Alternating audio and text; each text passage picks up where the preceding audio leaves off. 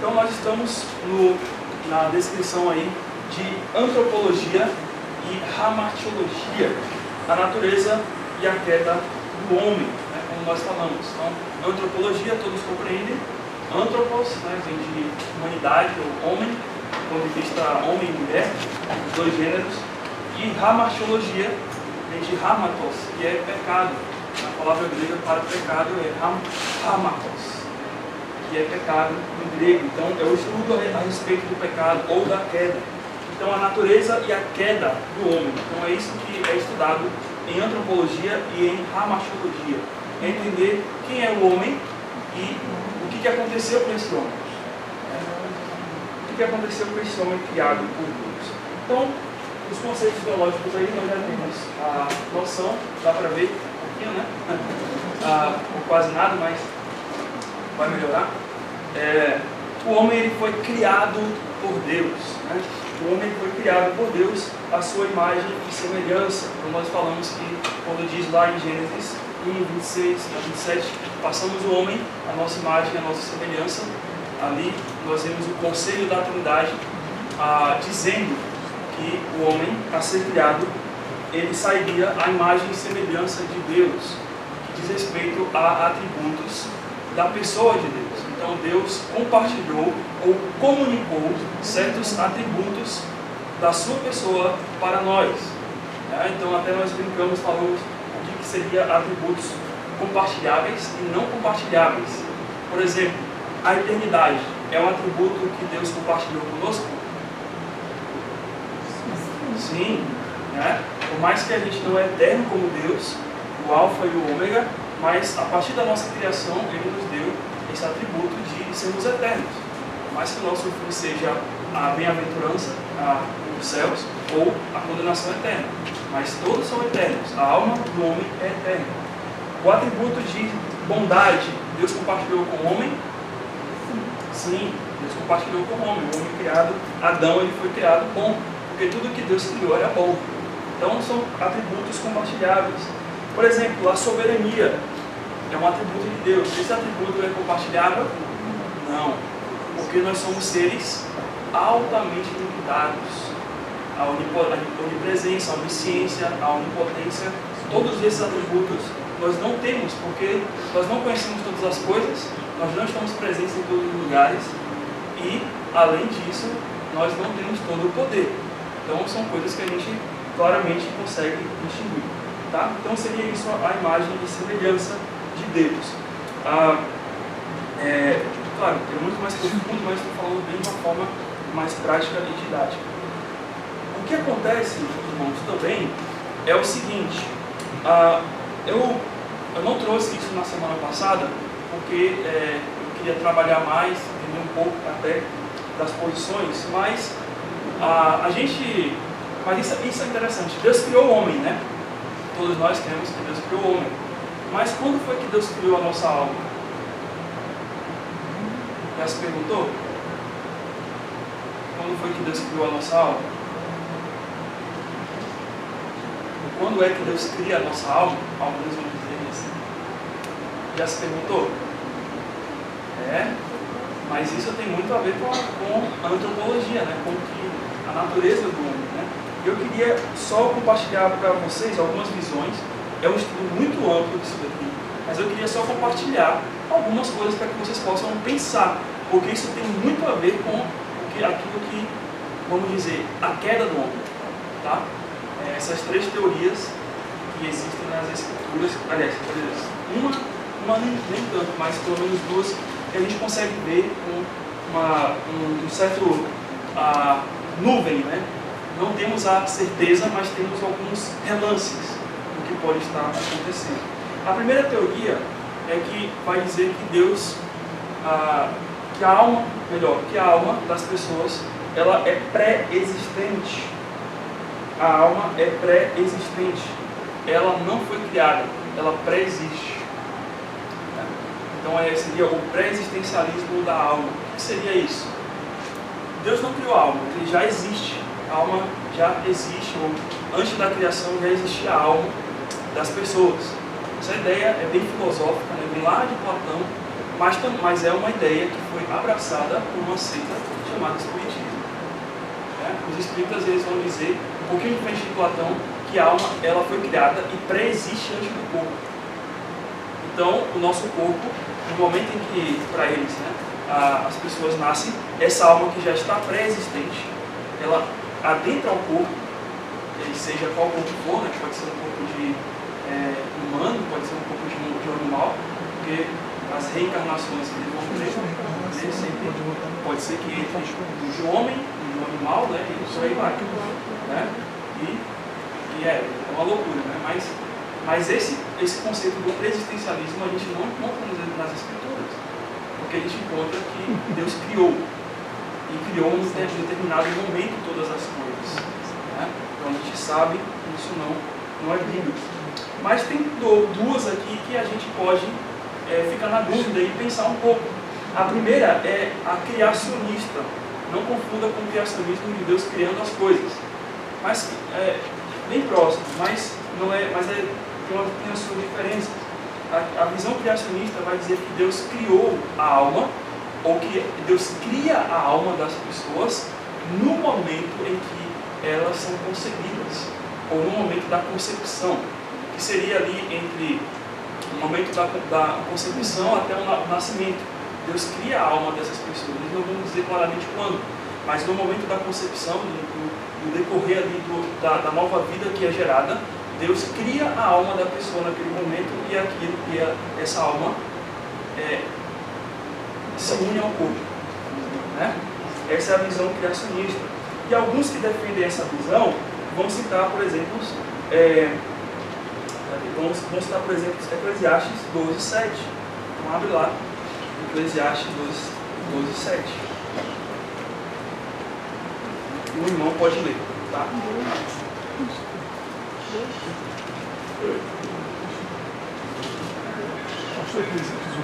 Eclesiastes 12, versículo 7. E o pó torna-lhe a terra, de onde procede, e o Espírito torna-lhe a Deus, que o deu. Então, aqui a ideia da morte, então, o pó volte à terra como era, e o Espírito volte a Deus, que o deu. A ideia de que se o Espírito volta para Deus, foi Deus que criou o Espírito, foi Deus que liberou esse Espírito, concebeu esse Espírito para o homem. Outras passagens de relance a gente pode imaginar Hebreus, capítulo 7, versículo 9 e 10. São algumas passagens das quais os defensores da ideia da alma criada, do criacionismo, eles entendem. Hebreus 7, 9 e 10.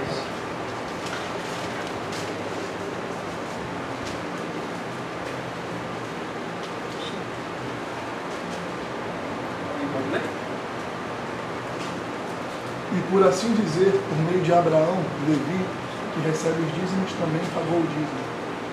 Porque é essa mesma coisa. Desculpe, isso daí não. Números 16 e 22. Perdão. Isso daí não. Eu confundi aqui. Números 16 e 22.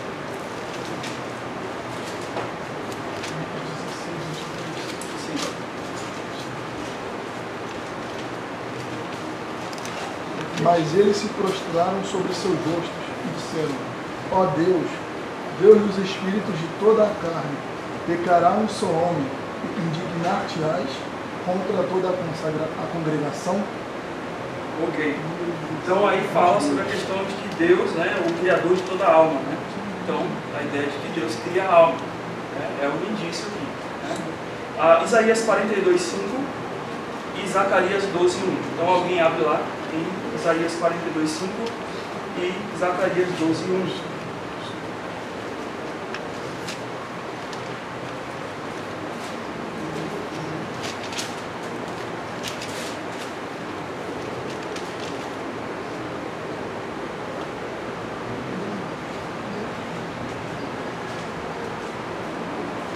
Isaías 42:5.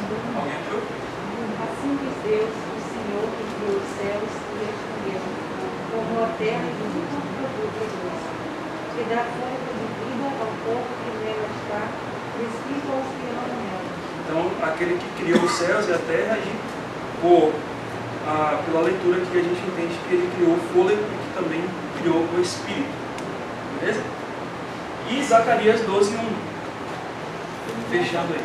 Sentença pronunciada pelo Senhor como foi Israel. Fala o Senhor, que estendeu o céu, formou a terra e formou o espírito do homem dentro dele. Ok. E aí é mais claro, Zacarias 12:1, que fala que Deus formou o espírito do homem dentro dele. Bem claro. Então, nós somos criacionistas, certo? Certo? Vamos ouvir o outro lado. Posso só fazer uma Pode. pergunta? Há a distinção de alma e espírito? São três coisas, corpo, alma e espírito? Esse daí já é um outro assunto, mas que está dentro da antropologia. Porque aí tem, Isso. tem controvérsia Tem, nisso. tem grandes controvérsias. Né? Seria a dicotomia e a É tricotomia. bem diferente. Não tem nada com tricô. E aí, desculpa. Mas sim, não, mas essa daí a gente vai chegar lá, também. Tá? Então, vamos lá. No momento, então, podemos pensar que somos criacionistas? Parece ser óbvio, né? Esses versículos eles apontam que Deus cria o Espírito. Mas vamos entender a outra visão, a terceira visão, que é chamada de traducionista. E o que essa visão ela diz? Ela fala que a alma do homem ela é gerada na reprodução. Ou seja, a alma ela é passada, ela não é criada por Deus. Deus não cria uma alma para cada pessoa. Mas essa alma ela é passada pelo pai e pela mãe no momento da reprodução, da concepção. Né? Ou essa alma é traduzida ou transmitida da geração anterior para a nova geração. Tá? E tem algo bíblico sobre isso? Tem. Por isso que são teorias e que pessoas vão para um lado, vão para o outro, e eu vou dizer alguns problemas, né? do que pode acontecer aqui dentro dessas dúvidas. Vamos lá então para Salmo 51, versículo 5, que é um texto claro também a respeito dessa defesa ao traducionismo. Tá?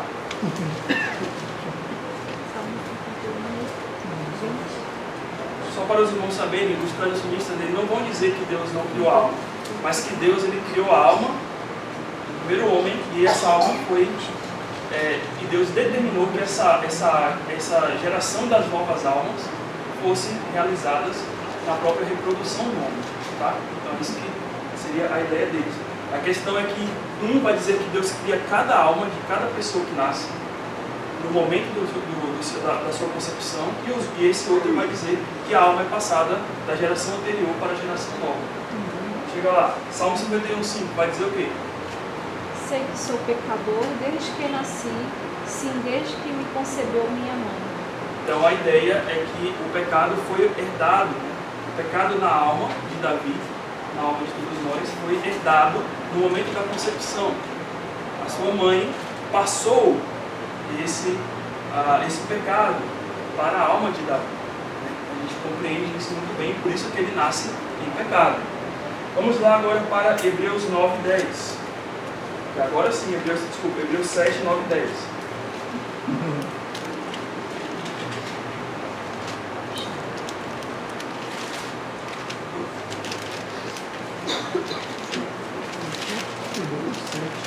Hebreus 7, 9 e 10.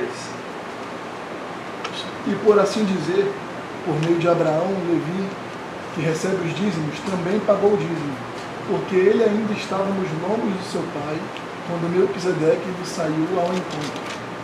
Muito bem. E a pergunta é, como é que Levi ele recebeu também os dízimos quando Abraão pagou a Melquisedeque os dízimos? Lembra daquela passagem lá em Gênesis? Se Levi não existia, se Levi era filho de Jacó, ele não existia ainda. E aí? Como é que quando Abraão pagou os dízimos a Melquisedeque, ele estava pagando também como se Levi estivesse pagando a Melquisedeque também? Então, a ideia é de que em Abraão já estava a alma de Levi, ou pelo seminal, né? Ou geminal, pela semente do homem, a alma já estava ali. Conceitos profundos, né? É complicado. Não é? E a outra é 1 Coríntios 11, 8.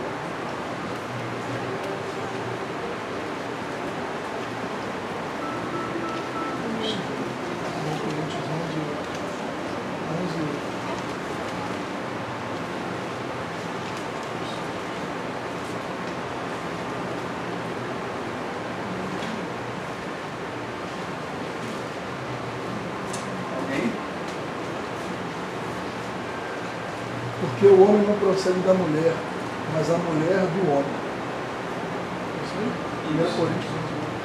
Então, dando aquele sentido de que Deus criou o homem e no momento em que Deus cria a mulher, ele toma da parte do homem, né, da costela de Adão, para poder formar a mulher. Então, há um indício, olhando para esta passagem, de que a criação da mulher se dá por uma parte do homem, né? Até a própria criação da sua alma se dá pela parte do homem, e não que Deus tenha criado uma nova alma para ela, mas sim toma da costela de Adão, do seu lombo, e forma a mulher. Ele cria a mulher, sim, ele cria, mas com uma parte de Adão.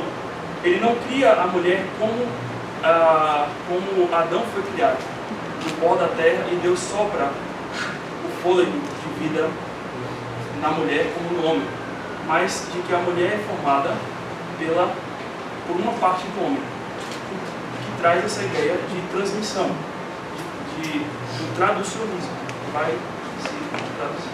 Muito bem. E o que isso interfere, pastor? Se eu creio numa, se eu não creio na outra, o que isso interfere? Vai interferir em algo muito interessante. A questão é, se eu acredito no criacionismo, na ideia de que Deus cria uma nova alma a todo bebê que vai nascer, a toda pessoa que nasce, então a questão é de que não há a culpa herdada do pecado. Ou seja, o que acontece? Deus cria uma nova alma. E ao criar uma nova alma, essa alma, ela tem que ser o quê? Boa ou má? Boa, porque se Deus criasse uma alma má, ele é o autor do mal. E logo, não há essa herança, esse herdar do pecado de um para o outro, de uma geração para o outro. Como as Escrituras dizem, como Romanos 5,12 vai dizer, que por um só homem entrou o pecado no mundo e a morte passou a todos os homens. Porque nós todos estávamos em Adão. Lembra que Levi estava em Abraão naquele momento? Assim como nós estávamos em Adão no momento em que ele peca. Isso chama-se a culpa herdada. A culpa herdada. Nós estávamos lá quando Adão pecou. É algo assim, meio, mas que tem a ver com a criação da alma. Por quê? Porque se a nossa geração estava toda em Adão, e nós todos somos filhos de Adão, então esse pecado ele foi sendo trazido até a nossa geração desde Adão. Não sei se ficou bem claro o entendimento, como eu posso dizer, é bem complexo isso, mas a ideia é que, e esse aqui é muito interessante, o motivo no qual nós somos condenados não é porque nós pecamos, primeiramente. Ou seja, a ideia de que se eu nasci bem, né, se eu nasci uma criancinha, e as pessoas vão chamar as criancinhas de anjinhos, né? Na verdade não são anjinhos, né? Mas são pecadorzinhos. Então quando a criancinha nasce, ela não nasce boa, e ela só passa a ser má quando ela, pela influência do mundo, peca. E agora ela passa a ser má e herda a culpa do pecado. Não é isso. Como alguns pensavam, como a gente falou na semana passada, os pelagianos pensavam assim. A ideia de que o homem ele se corrompe no momento em que ele vem ao mundo, ele vem ao mundo bem, ele vem ao mundo sem pecado, mas no momento em que esse mundo apresenta as coisas más, esse homem ele é influenciado pelo mal e aí ele peca. E outras coisas também terríveis, né? Que ele vai falar que o homem não precisa da graça de Deus para ser salvo, que o homem por si só pode chegar até Deus, uma vez que a responsabilidade do homem, né, que Deus deu uma responsabilidade ao homem, e para ser uma responsabilidade plena e correta, esse homem ele tem que se aproximar de Deus, ou rejeitar ou se aproximar de Deus. Então, o que eu quero mostrar com isso, irmãos, é que se a gente crê no criacionismo, né, que Deus cria cada alma quando nasce, então nós temos que Deus está criando uma alma má toda vez que uma criancinha nasce. E além disso, não haveria a culpa herdada. Porque, lembra, Davi fala, em pecado concebeu a minha mãe. Ou seja, eu já nasci pecador. Por mais que talvez uma criancinha, um bebezinho ali, não pecou moralmente, né? O bebezinho de um ano pode assaltar? O bebezinho de um ano pode mentir? Ele mal sabe falar, né? Ele não, moralmente, ele não cometeu pecados dele próprio, mas ele herda a culpa do pecado, a herança do pecado. Então, na minha visão, o que se chega mais perto seria, por mais que a gente não pode determinar, seria o traducionismo. A ideia de que é passado de uma geração para outra o pecado, e a alma é gerada no momento da reprodução. Tá? A alma dos homens, juntamente com o pecado dessa alma, é passado na reprodução destes seres, destes novos homens. Né? Então nós queria só deixar isso bem claro. Aí a irmã falou ali sobre a questão do tricotomismo e do dicotomismo. A ideia é, o homem ele é formado por corpo, alma e espírito, tricotomia, né? Ou seja, 3 divisões ou 3 partes. Ou o homem é formado por 2 partes, que a gente pode chamar de parte material e parte imaterial. Essa é uma outra discussão boa. São Flávio, diga a sua versão. Né? Alguns vão defender que o homem é dividido em 3 partes, corpo, alma e espírito. E outros vão dizer que é só alma e espírito. Bem, eu não vou alongar aqui nessa conversa, mas porque dá um estudo muito amplo sobre isso, não tem como a gente... Mas a ideia é que, observando o Antigo Testamento, a gente nota muito um dicotomismo. O que seria um dicotomismo?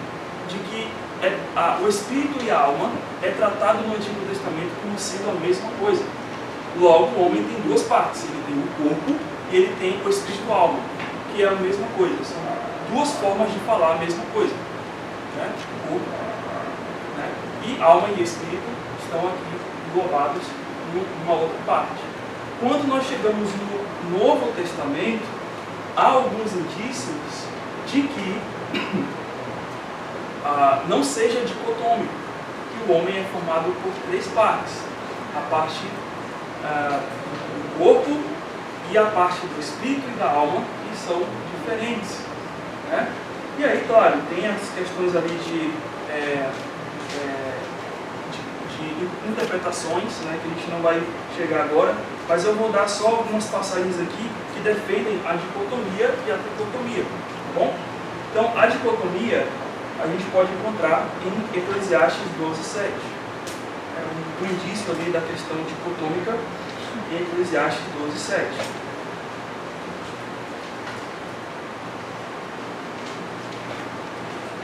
O mesmo versículo que a gente acabou de ler, né?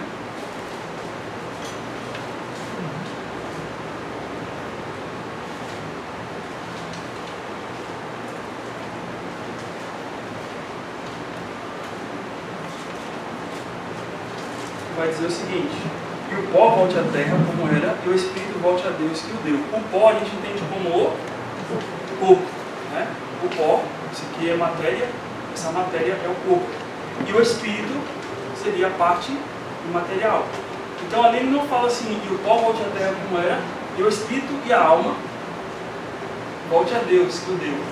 Não há esse indício, esse indicador de que exista também essa terceira parte. E para onde iria essa terceira parte?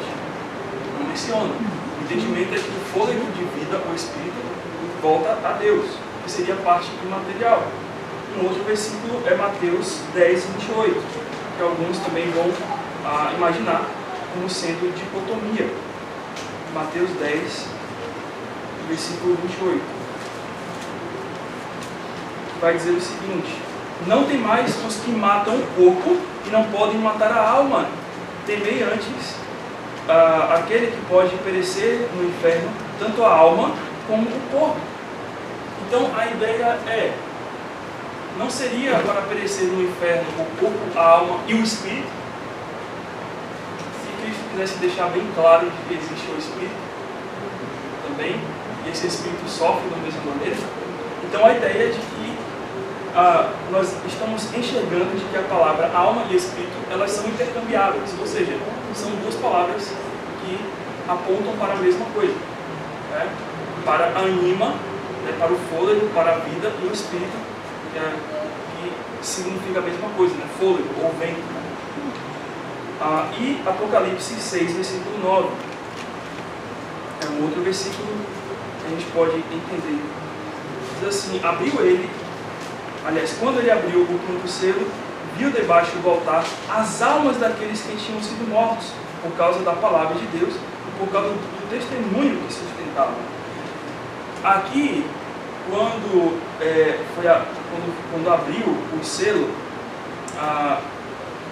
nós notamos aqui o cordeiro, né? Quando ele abriu o quinto selo, ele viu a alma dos decapitados, dos mortos, né? Na verdade, dos mortos. E o Espírito? Ele não viu o Espírito também? Onde estava o Espírito então?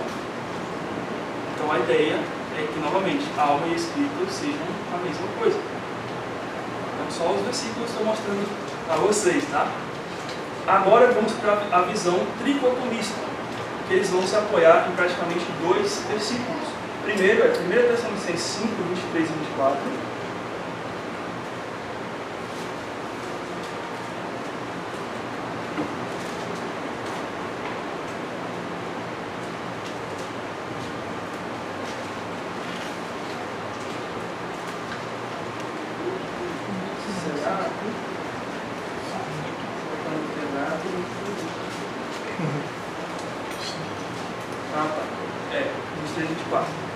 O mesmo Deus da paz nos santifique em tudo, e o vosso espírito, alma e corpo sejam conservados íntegros e irrepreensíveis na vinda do nosso Senhor Jesus Cristo.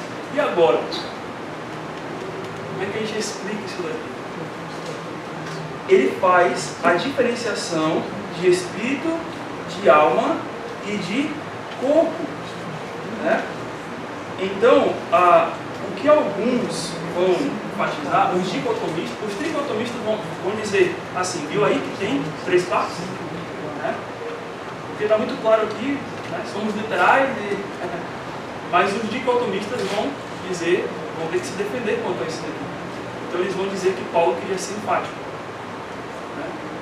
Paulo ele não estava dizendo que há uma alma diferente do Espírito, mas que Paulo apenas estava dando uma ênfase, uma vez que ele está rogando a Deus aqui, o mesmo Deus de paz vos santifique em tudo. E aí tudo ele vai descrever: espírito, alma e corpo sejam conservados íntegros, irrepreensíveis na vida de Cristo e tal. Então, vão ter essas duas ideias, né? De que um vai enxergar isso aqui claramente como três partes, e os outros vão, e a partir dos dicotomistas vão entender que, na verdade, Paulo queria dar uma ênfase nesse texto a respeito dessa questão de espírito, alma e corpo, tá? Como sendo uma parte unida, né? Então ele queria dar essa ênfase. Bem, vamos lá. Esse espírito não tem nada a ver com o Espírito Santo. Não, seria o espírito de cada pessoa. Isso. Essa é uma outra questão. Nós temos nosso próprio espírito e o Espírito de Deus habita em nós. Né? Então, isso daí são conceitos que a gente tem. E temos nosso espírito, alguns vão dizer temos nosso espírito, a nossa alma, e outros vão dizer temos nosso espiritual, a nossa parte material, e o Espírito de Deus habitando em nós, na vida do crente. Tem outro versículo também que é depois que aproveitar a mocidade e a sua alma. Fala Espírito. Oi? Mateus 16, 26. Sim. Fala, pois que aproveitará o homem se ganhar o mundo inteiro e perder a sua alma. Fala Espírito. Então, assim, são, como é que posso dizer a vocês, irmãos? São teorias, são entendimentos, né, de que a gente pode dizer, a gente não chega a uma compreensão final. Alguns podem até ter uma posição, olha, eu sou mais apoiar, eu me apoio mais nisso. Mas dizer assim, cabalmente, né, é um pouco difícil. Né? Tanto quando a gente falou ali do criacionismo, do traducionismo, quanto também na questão ali do dicotomismo e do dicotomismo. 5, 23 e 24. E a outra passagem que os tricotomistas eles vão se apoiar é Hebreus 4, 12. É aquela passagenzinha, né, que fala sobre a palavra de Deus, que penetra até as juntas e medulas e é capaz de o quê? Dividir alma, corpo e espírito. Corpo, alma e espírito. Né? Hebreus 4, 12. Porque a palavra de Deus é viva e eficaz e mais cortante do que qualquer espada de dois gumes e penetra até o ponto de dividir alma e espírito, né, que é juntas e medulas, que seria a parte, né, do corpo, né, a ideia do corpo aqui, juntas e medulas, e apta para discernir pensamentos e propósitos do coração. Então a gente, notando aqui, os que vão defender o tricotomismo vão dizer, olha, está aqui alma e espírito, são duas coisas separadas. Mas os dicotomistas vão entender que, olha, as duas coisas estão tão unidas de que somente a palavra de Deus consegue ir a fundo e dividir isso. Porque elas estão tão unidas, né, de que a gente não consegue saber quando é que uma termina e quando é que uma outra acaba. Né? A gente não sabe.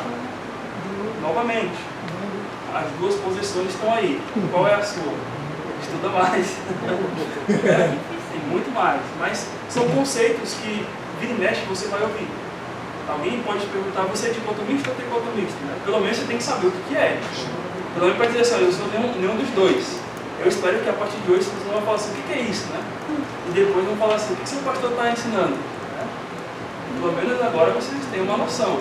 E agora vocês podem continuar nos seus estudos aí. Tá bom?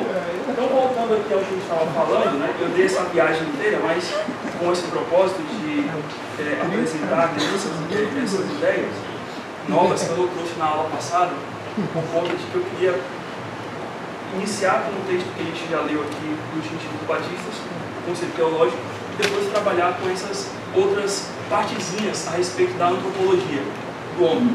Tá bom?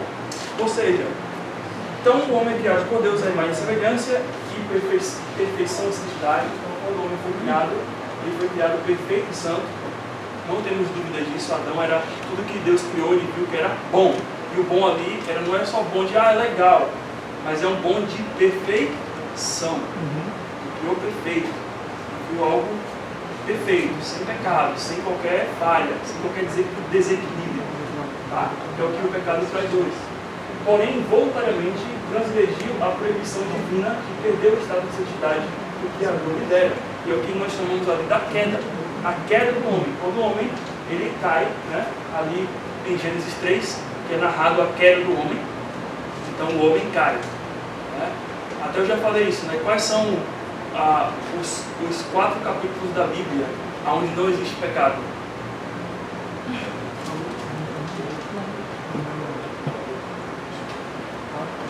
Os 4 capítulos da Bíblia onde não existe pecado. Gênesis 1 e 2 e Apocalipse 21 e 22. A criação antes da queda e depois quando Deus restaura tudo e entra no estado eterno. De Gênesis 3 em diante, tudo é pecado. Tá bom? Pra vocês saberem. Desta forma, o ser humano se corrompeu em todas as faculdades, vontade, inteligência e emoções. E ainda, em consequência da desobediência, todos nascem pecadores, com uma natureza pecaminosa, que é aquela ideia do traducionismo, né? De que herdamos o pecado dos nossos pais, quando nós pecamos, e praticam pecados em pensamento, palavras e ações. Ou seja, nós pecamos de várias maneiras. Por pensamento, por palavras, por ações. Nós temos a influência do pecado. Nós morremos por causa do pecado, porque o salário do pecado é a morte. Nós ficamos doentes por causa do pecado, porque o pecado trouxe esse desequilíbrio em toda a natureza. E agora o homem, ele é passível de morrer. Tá bom? Bem, então nós abordamos sobre isso. E aí, passando para a parte da história, falamos já um pouquinho sobre isso aqui também. O conceito teológico, fechando aí, né, a parte do conceito teológico ainda. Por isso, acham-se sob condenação e ruínas eternas, estão mortos espiritualmente, isto é, separados de Deus, sem nenhuma desculpa ou defesa, e por si só, são totalmente incapazes de remediar sua condição perdida. É isso que nós cremos. Ou seja, uma vez que entrou o pecado no mundo, agora nós temos 3 tipos de morte. A morte, primeiramente, a espiritual, né? A morte no sentido de condenação, no qual nós vamos para a morte eterna, se não cremos em Jesus Cristo, nós sabemos, o mundo está condenado a isso. E a morte física. Então nós temos 3 tipos de morte. A separação de Deus, a morte que nos faz separados de Deus, no qual não buscamos mais a Deus, não queremos mais a Deus, como Romanos 3,10 vai dizer, de que não há ninguém que busque a Deus, que deseje Deus, sem que primeiro seja alcançado por Deus. A morte física, como todos nós sabemos e vemos por aí a todo instante, e a morte espiritual, a morte eterna, né, que é a condenação eterna. Então, passando aí o conceito, aliás, a história. Tá? Então, a primeira grande controvérsia quanto às doutrinas do homem e do pecado foi entre Pelágio e Agostinho. Nós falamos ali que Pelágio ensinava o pecado de Adão, que o pecado de Adão afetou apenas Adão. E por causa disso, o Pelágio era o quê? Criacionista. Você entendeu por que eu falei do criacionismo e do traducionismo? Porque vem dessa ideia de Pelágio de que Deus cria a alma no momento de cada nascimento. Logo, Deus tem que criar uma alma boa. E logo essa alma boa que nasce, ela não nasce com a herança do pecado. Então, essa é a ideia de Pelágio. Por isso que ele cria no criacionismo. Então, ele vai dizer que o pecado de Adão apenas afetou ele. E que todos os que nascem, nascem neutros, como Adão. Com a capacidade de escolher o bem e o mal, porque ele nasce com uma alma boa. Aí ele vai escolher se ele quer se manter bem ou se ele quer se manter mal. Então veja como as coisas são. Então isso tudo são coisas filosóficas, né? Mas a gente não crê nisso, né? E aí Pelágio vai dizer que o pecado existe no mundo como resultado da educação errada ou mau exemplo, né? Ou seja, para Pelágio, o mau exemplo era Adão. Adão deu um mau exemplo. E o bom exemplo para Pelágio era Cristo. Cristo deu um bom exemplo. Então, para Pelágio não existe o pecado herdado. Para Pelágio, toda criancinha, como até os filósofos iluministas pensavam, nasce com uma tábua rasa. Nasce com uma folha em branco. Ele já não nasce com a direção para pecar, ou influenciado, ou melhor, com a natureza pecaminosa. Ele não nasce assim. Então veja a coisa. E aí nós já falamos que o pelagianismo também negava o pecado original, né? Essa questão aí da corrupção humana, da culpa herdada, e o arbítrio escravizado. Ou seja, para Pelágio, o homem ele tem um livre-arbítrio. É aí que vem a questão do livre-arbítrio, esse conceito de livre-arbítrio. A questão de que o homem, ele nasceu sim com um livre-arbítrio, mas para nós, ele perde essa condição de ter essa liberdade, esse arbítrio real, quando Adão peca. Já para Pelágio não. Para Pelágio não. Todo mundo nasce com seu livre-arbítrio. E é por isso que hoje as pessoas estão falando. Por quê? Mas você tem o seu livre-arbítrio. Pois é, Pelágiozinho lá. É um discípulo de Pelágio.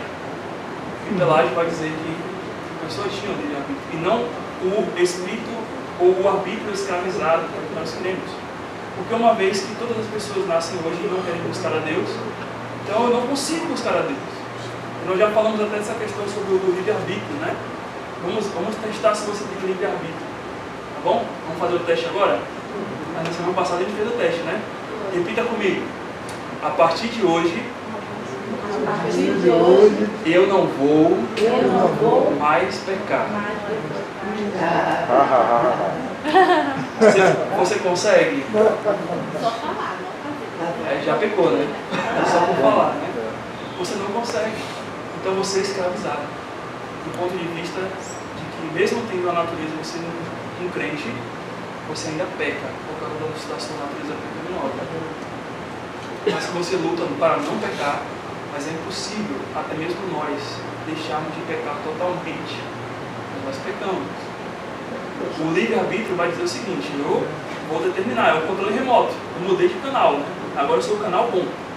Agora eu sou o canal mau. Eu não consigo fazer isso. Porque as minhas vontades, o meu intelecto, as minhas emoções foram todas depravadas pelo pecado. E isso faz com que eu almeje e queira pecar, porque isso é agradável à minha carne. É por isso que Paulo vai dizer, né? Quem me livrará do corpo desta morte? Mas graças a Deus que nos dá a vitória por intermédio do Senhor Jesus Cristo. Então precisava que alguém tirasse o corpo desta morte. E sabe o que é o corpo desta morte? Em Romanos 7, lá que ele fala, era que os prisioneiros, alguns prisioneiros, eles eram amarrados, eles eram presos com algemas, com cadeias, né, nos seus pés a alguém que estava morto. Então, por uma forma de punição, ele estava amarrado ao morto. Ou seja, o prisioneiro estava vivo, mas ele estava amarrado no seu pé ao morto. Então, Paulo está usando uma figura, né, de que nós carregamos a morte, que nós levamos a morte por causa do nosso pecado. Esse desejo, essa vontade de querer ficar nas trevas, de querer pecar, de carregar o pecado, a morte. Né? E ele fala: quem pode me livrar do corpo desta morte? Ou seja, Paulo está falando: olha, eu não consigo, eu estou preso, mas quem pode me livrar? Ele vai ser graças a Deus, que nos dá a vitória por intermédio do nosso Senhor Jesus Cristo, que é o que tira essa cadeia de morte da minha vida, que tira esse corpo de morte para o lado, né? E assim eu posso novamente sair disso tudo, né? Romanos 7, 24 e 25, né? Desventurado homem que sou, quem me livrará do corpo desta morte? Graças a Deus por Jesus Cristo nosso Senhor. De maneira, eu de mim mesmo, com a mente, sou escravo da lei de Deus, mas segundo a carne, da lei do pecado. Então ele está falando essa luta que ele enfrenta ali, tá? Então, para os irmãos terem uma noção ali, bom? E o que pensava então, para finalizar, Agostinho? Agostinho, ele pensava de uma outra maneira. Por outro lado, ensinou Agostinho, né, que o homem foi criado à imagem de Deus, em perfeição natural, mas que Adão livremente desobedeceu a Deus e caiu no pecado. Este pecado de Adão foi denominado pecado original, que é o pecado que dá a origem a todos os outros que vão se seguir. Né? Este pecado de Adão foi denominado pecado original. Ao pecar, o homem se corrompeu de tal forma que não era mais capaz de deixar de pecar, como nós já falamos aqui, né? E eu, a partir de hoje, não vou pecar mais. A gente não consegue dizer isso. Então a gente é incapaz de deixar de pecar. Essa natureza pecaminosa foi passada a toda a raça humana, conforme Romanos 5,12, que por um só pecado entrou a morte, e assim a morte passou a todos os homens. Né? E continuando ali, a sequência vai dizer que o pelagianismo foi então condenado como heresia no ensino de Cartago, em Leve, em 416, perdão, e a Igreja Católica, ela então adota uma posição medianeira chamada de semi-pelagianismo. E eu queria terminar com essa daqui, porque a gente não vai dar para a gente poder ver o plano embaixo, tá bom? A gente vai falar de Armínio, de Calvino, algumas coisas ali, a gente não vai chegar nesses pontos ainda. Mas o que seria o semi-pelagianismo? Então, uma vez que o pelagianismo é uma heresia, nós já vimos ali que é uma heresia, Né? O que foi adotado então? De um lado, haviam pessoas, haviam bispos que iam para a posição de Agostinho. E do outro, tinham bispos que estavam indo para a posição de Pelágio. Então nós vamos fazer uma política, né? Vamos fazer uma política aqui? Vamos, nem você, nem você? Vamos juntar aqui algo e formar algo novo? Então, se formou a visão semi-pelagiana. O que quer dizer essa visão semi-pelagiana? Enquanto Agostinho vai dizer que o homem é depravado, de Pelágio não, o homem não é depravado, o homem nasce perfeito, bom, maravilhoso. É o mundo que o influencia a pecar. Né? O mau exemplo das pessoas que já nasceram que influencia aquele anjinho a pecar. Então eles vão juntar essas duas coisas e vai dizer, olha, o homem não é totalmente depravado. Ele não é totalmente depravado. Sim, há uma depravação nele, sim, ele, de certa maneira, ele nasce com o pecado, mas esse pecado não chega a um nível tão grande do qual o homem não consiga buscar a Deus. Entendeu? Do qual o homem não consiga buscar a Deus por ele mesmo. E então, ele pode chegar a Deus por suas forças e vontade. Assim, a graça de Deus o alcança e o homem colabora com essa graça de Deus para que ele possa ser salvo. Ou seja, a salvação é o quê? É dividida. Né? Uma parte Deus faz, a outra parte sou eu. Né? Uma parte Deus fala assim, olha, a minha graça está aqui e eu vou lá com as minhas forças, eu quero a tua graça. Né? Do ponto de vista de que o homem colabora, é chamada essa visão de sinergista. A ideia de que o homem colabora com Deus para a salvação. Tá? Sim, ou sum, né? Quer dizer a palavra com energia, né? ou compartilhando energias para um determinado fim. Que a força para a salvação parte de Deus, mas Deus respeita o homem se ele deseja ou não crer nele. E aí a gente vai ver como isso daqui lá na frente vai influenciar a posição arminiana também. Um pouco da posição arminiana. É diferente do semi-pelagianismo do arminianismo, mas como isso vai influenciar? Eu não vou entrar na posição arminiana porque a hora não dá, e também porque já vai outros conceitos e a gente não vai ter como, tá? Mas a ideia é isso, que o homem, ele sim é depravado, ele nasce com a natureza pecaminosa, mas não é um ponto em que ele não busca Deus. Ele consegue sim buscar Deus por suas duas forças. Mas só que Deus tem que vir para poder salvar este homem, e este homem ele tem que também colaborar para ser salvo. E o colaborar para ser salvo não é o fato somente de o quê? De poder crer na graça de Deus. O fato de colaborar para ser salvo é o fato dele também trabalhar por sua salvação. Tá? É o fato de que, olha, Deus está te oferecendo a graça, mas agora pega essa graça daí e faz umas obrinhas aí para poder você ser salvo. Isso daí é chamado semi-pelagianismo, que é uma colaboração na salvação. Isso não foi visto como heresia? Não. E a salvação por obra? Então, mas pra gente sim. Para o tempo dos reformadores em diante sim, mas para eles não é. É heresia para eles o pelagianismo, que é a ideia de quê? A ideia de que o homem busca a Deus e que Deus não precisa dar sua graça para salvar o homem. Então isso aí é heresia para eles. Mas o que eles vão defender é que Deus vem com a salvação. E que o homem ele vai também colaborar para essa salvação. Então há um sinergismo de chegar a essa salvação. Eles fazem tipo a teoria de que Deus criou a evolução. Eles misturaram porque Deus criou a evolução. E quando tem criacionismo e evolucionismo, aí tem um grupo que fala que Deus criou a evolução. Ah, tá, sim. Aí já é um outro tema, que é a parte do... que alguns que defendem o criacionismo evolutivo, é mais ou menos isso. Que na verdade, quando Deus fala assim, foi o primeiro dia, né, e tal, que aqueles dias ali não são dias literais de 24 horas, mas são dias eras. Mas sim, é um outro tema, mas se a gente perceber, é a união de coisas filosóficas alguns pensamentos da palavra de Deus para se formar um consenso, né? É uma política também. Bom, então vamos terminar por aqui. Já vamos dar 7 horas em ponto. 7 horas não, 17 horas. Mas, irmãos, o que eu quero que vocês decorem e fiquem desse estudo, por mais que tem muita teologia que a gente fala hoje, é a respeito de quem é você, né? E do que Deus fez por você. Você estava preso no corpo desta morte e Jesus Cristo veio e te salvou. Então, por mais que ainda pecamos, o nosso alvo é, como Paulo falou, né? De que possamos cada vez mais ser santos a Deus.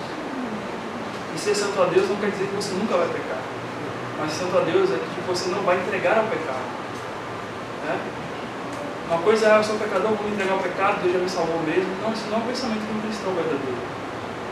O cristão verdadeiro vai falar assim, olha, visto que Cristo fez por mim na cruz, eu vou lutar para que eu não peque, embora que eu sei que eu vou pecar. E assim eu vou viver para a glória dele, assim eu vou viver plenamente para a glória. Então que esse seja o nosso alvo, o nosso desejo. Vamos orar ao Senhor. Senhor Deus, agradecemos por esse estudo, agradecemos por tua palavra,